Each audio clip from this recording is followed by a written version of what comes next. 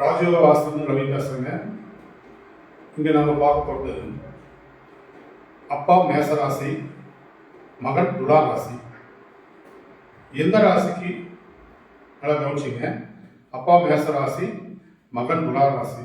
யார் பேருக்கு இடம் வாங்கலாம், வீடு கட்டலாம் அப்படின்னு கேட்குறாங்க. இது என்ன விஷயம் அப்படின்னா, இப்போ அப்பாவுக்கு ஒரு 50 வயசு ஆகுது, மகனுக்கு ஒரு 30 வயசு ஆகுது, 25 வயசு ஆகுது அப்படின்னு ஒரு கணக்கு வச்சுக்கோங்க. இப்போ இதில் இடம் வாங்கக்குள்ள அப்பா பேரில் வாங்கினா நல்லது. இப்போ அப்பா பேரில் வாங்கக்குள்ள மேசத்துக்கு மேச ராசி அப்படின்னா கிழக்கு திசை வாங்கினா யோகம்.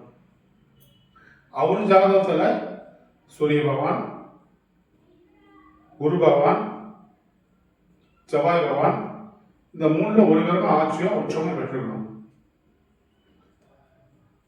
அல்லது கேந்திரத்தில் ஒன்று கேந்திரத்தில் அமைஞ்சிருக்கணும். அப்படி இருக்குது அப்படின்னா அவங்க கிழக்கு சபத்து வாங்கிக்கலாம். அந்த கிழக்கு சபத்து வாங்கணும்னா அவங்களுக்கு யோகம் கிடைக்கும். இப்போ அதே பையன் துளாராசி, பையன் துளாராசிக்கு மேசராசிக்கு நேர் ராசி மேற்கு துளாராசி. அப்போ பையனுக்கு துளாராசி அப்படிங்குள்ள சுக்கிரன் ஆட்சி பெற்றுக்கலாம், சனி பகவான் ஆட்சி பெற்றுக்கலாம், உச்சம் பெற்றுக்கலாம். இந்த 2 கிரகமும் ஆட்சி பெற்றுக்கலாம், உச்சம் பெற்றுக்கலாம். அப்படி பெற்றிருந்தாங்கன்னா வாங்கலாம். அல்லது ஒன்றுக்குள்ள கேந்திரத்தில் இருந்தாலும், மரியாதை கேந்திரத்தில் இருந்தாலும் வாங்கலாம்.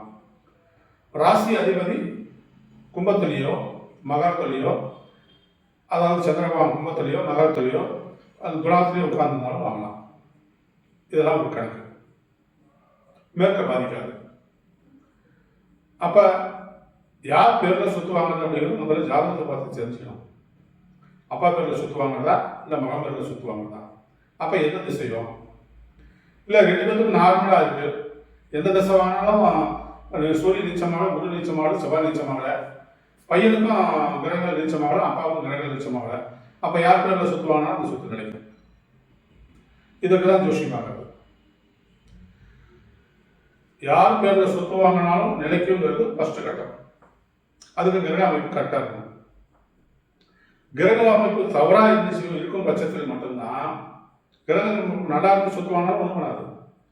கிரக அமைப்பு தவறாக இருந்து நீச்சத்தில் இருந்து அல்லது ராகுடைய கேதுடைய கூடியிருந்து கிரகங்கள் இருந்தால் மட்டும்தான் அப்பா ஜாதகத்திலேயோ மகன் ஜாதகத்திலேயோ அல்லது மகள் ஜாதகத்திலேயோ அல்லது மனைவி ஜாதகத்திலேயோ இருந்து அவங்க பேர் வாங்கினாங்கன்னா இந்த ஜாதகத்தை பிரகாரம் இந்த மாதிரி கிரகங்கள் சரியில்லாத இருந்தால் மட்டும்தான் அவங்க அந்த ஜாதகத்தை பார்த்து உங்கள் பேரில் வாங்கினா இந்த இடம் இந்த திசைக்கு உங்களுக்கும் ஆகாது அப்படின்னு தீர்மானிக்க முடியும்.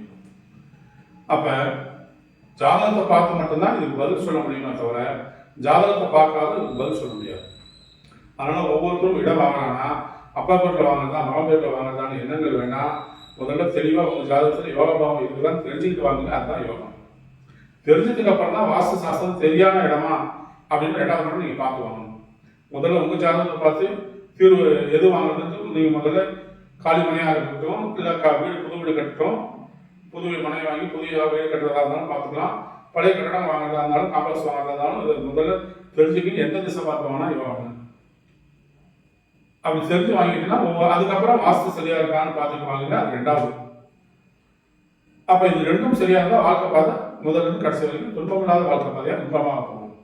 ஒவ்வொருத்தரும் புரிஞ்சு இதை 2ம் புரிஞ்சு செஞ்சுக்கிட்டீங்கன்னா வாழ்க்கைக்கு இன்பம் வரலாம், கடைசி வரைக்கும் இன்பமாக இருக்கலாம், மேன்மைக்கு வரலாம்.